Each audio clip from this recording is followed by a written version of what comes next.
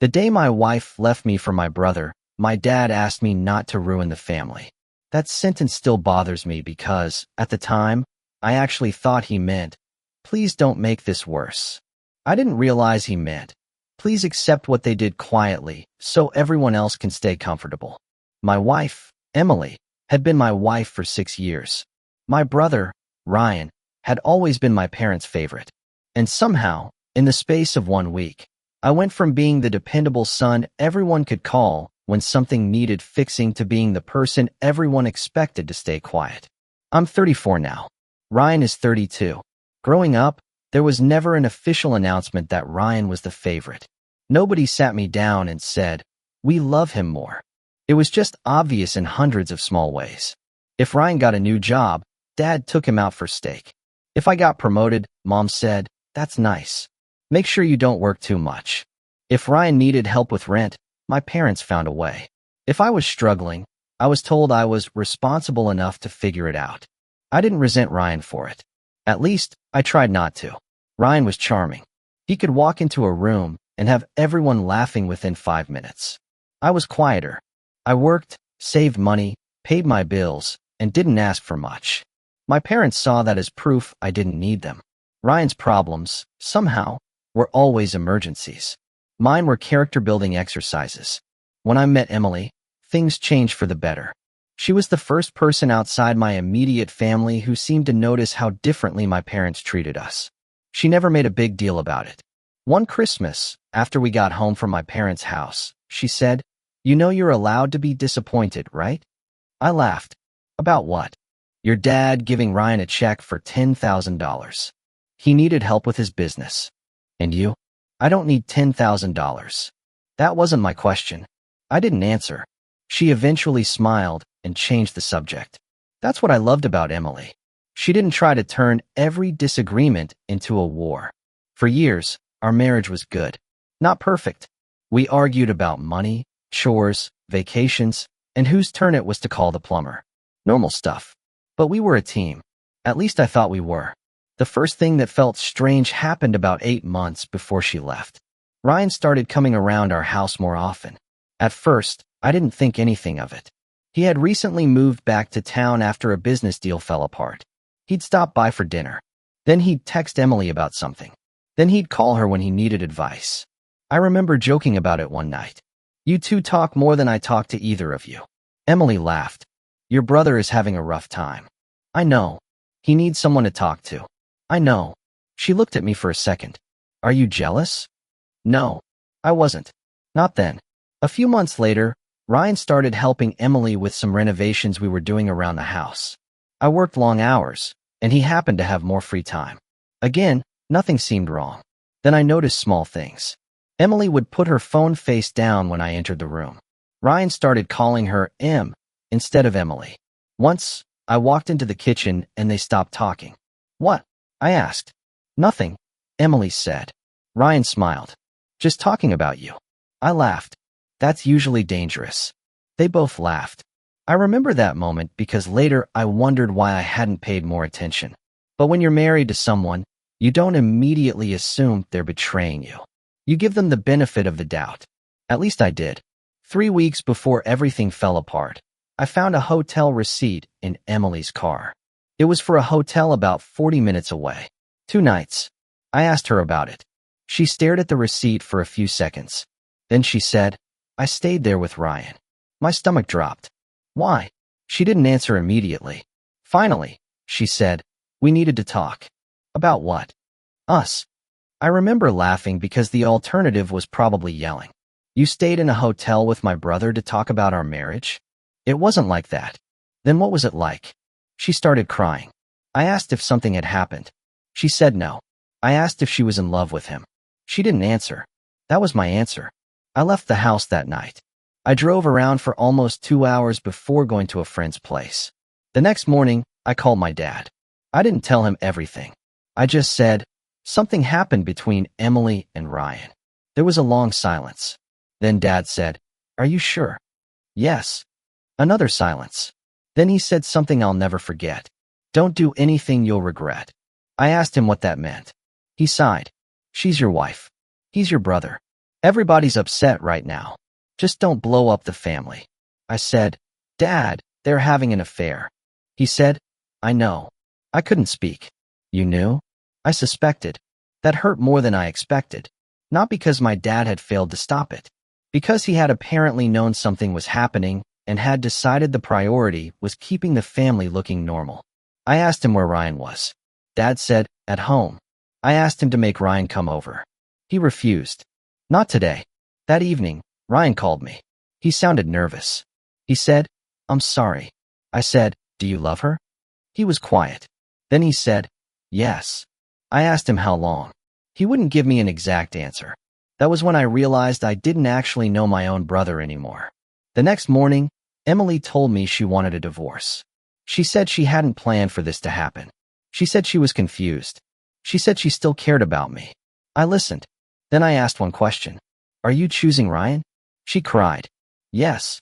I nodded. Okay. She looked surprised. That's it. What do you want me to say? I don't know. I don't either.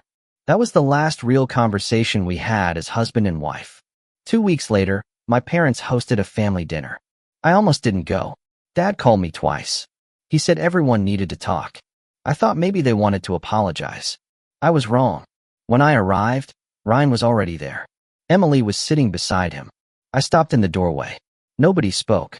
Finally, Mom said, please sit down. I sat across from them. Dad folded his hands on the table. We need to handle this like a family. I almost laughed. I'm not sure what family means anymore. Mom started crying. Ryan looked at the table. Emily wouldn't look at me. Dad said, what's done is done. I stared at him. That's what you're going with. What do you want us to do? I don't know, Dad.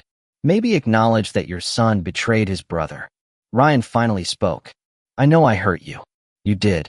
I never meant for it to happen. I looked at him. You had an affair with my wife. You didn't accidentally fall into it. His face went red. Dad immediately interrupted. Enough. I looked at him. Enough. Yes. You're angry. We understand. No, Dad. You don't. I stood up. I didn't come here to fight. Dad sighed. Then don't make this uglier than it has to be. I looked around the table. That was the moment something inside me changed. They weren't asking me to heal. They were asking me to cooperate with their version of events. I walked out. For several weeks, I barely spoke to anyone. I moved into a small apartment. I hired a lawyer. I divided our finances fairly. I didn't fight Emily over furniture. I didn't fight Ryan over anything. I didn't tell mutual friends what happened. When people asked, I simply said, we're getting divorced. I thought that was the end. Then, 3 months later, Dad called me. Can you come over Saturday? Why? Your grandfather's estate is finally being settled. My grandfather, Robert, had died almost a year earlier. He had never been particularly wealthy. He owned a small manufacturing company that had been sold years ago, a rental property, and some investments. Nothing dramatic. I assumed the estate meeting would take an hour. Dad said the attorney wanted all the grandchildren present. When I arrived, Ryan was already there. He looked uncomfortable. Emily wasn't there. Thankfully, my mother sat beside Dad. The attorney, Mr. Harris, opened a folder. He explained that there had been a complication with the estate.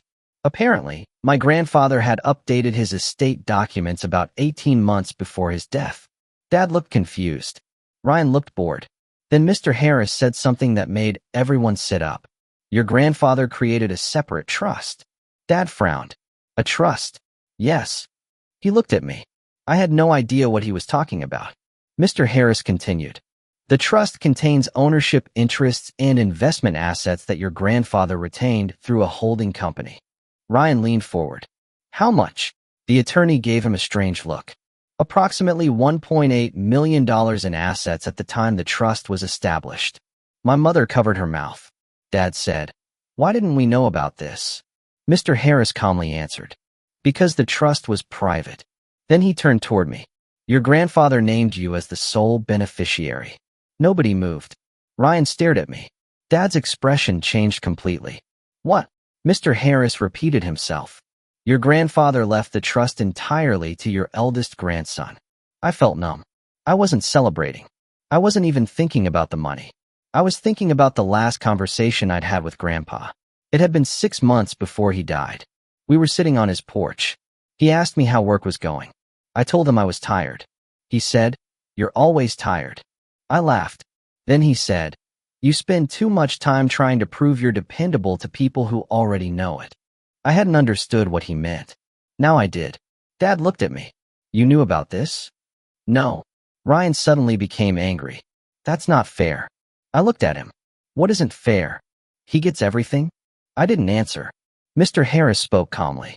"Your grandfather's decision was legally documented and independently witnessed." Ryan looked at Dad. Dad looked at Mom. Mom whispered, "Why would he do that?" Mr. Harris opened another document. "There is also a letter."